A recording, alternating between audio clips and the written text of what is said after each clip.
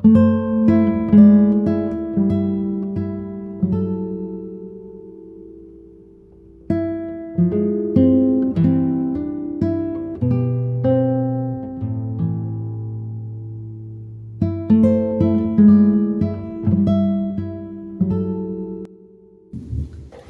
have you wondered what is the difference between a leader and a politician?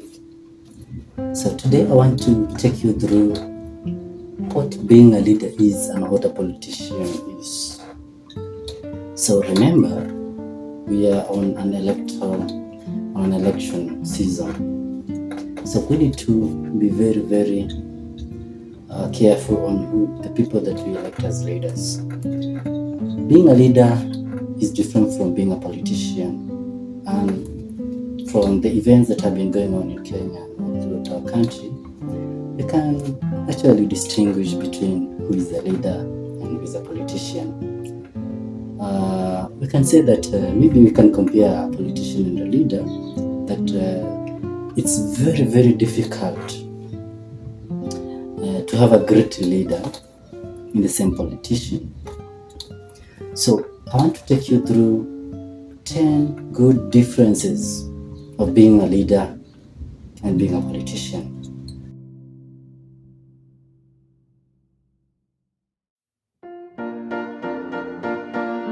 Whatever the case, you can always tell between a leader and a politician based on point number 1, public sentiment.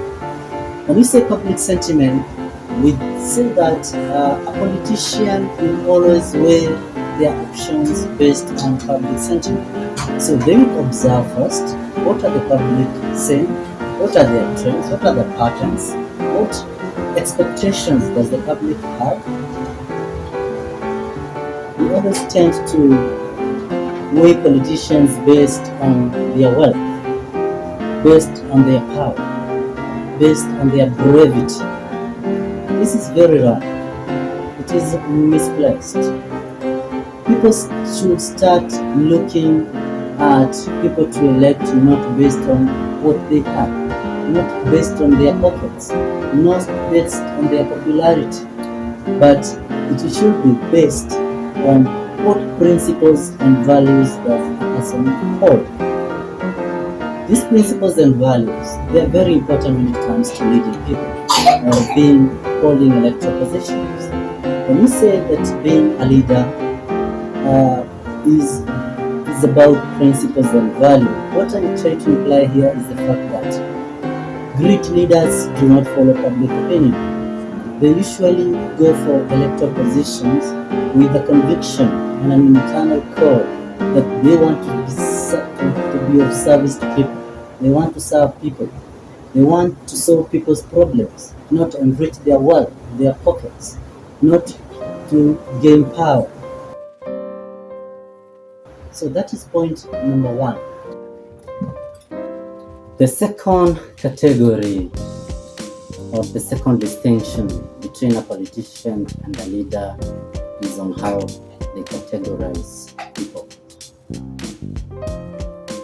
Any politician usually groups people into 2 categories. 1, tools. 2, enemies. So when we say of a tool, is anything that you can put into task to achieve your goals, ambitions, and aspirations. So a politician usually does not have friends. A politician has tools. Usually, they have a number of people who pursue their agendas, who pursue their goals, who they use to implement whatever that they want in order to achieve their ambitions. When we say of an enemy, every politician has an enemy, but you must be very careful when you term your politicians do not have permanent enemies. They only have permanent interests. So whenever a politician's interests are threatened, then they change their circle. Then The people who maybe were tools or friends are converted into enemies. When for a leader, the leader does not have any categorizations of people.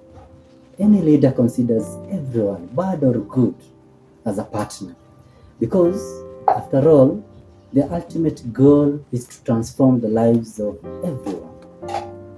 And maybe this brings us to consider about those people who, after being elected, sideline other sections or other areas of their electorates.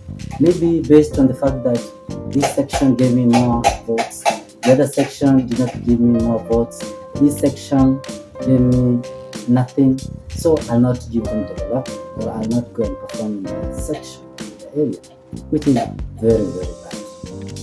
So that is point number 2. Number 3 is on what the leader brings to the people.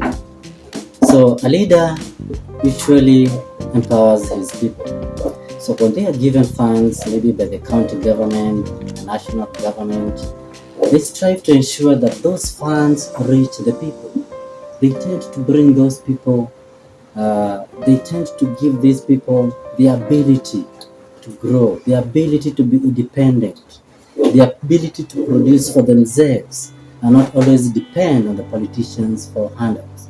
But then a politician usually brings leftovers. Whatever that has been left after squandering public funds, that's what they bring to the people. And this explains the issue of corruption. Because the corruption is the seed of being a politician rather than a leader. So, after they've spent, squandered all the funds that they have been allocated to go and develop their areas, now they bring those leftovers to the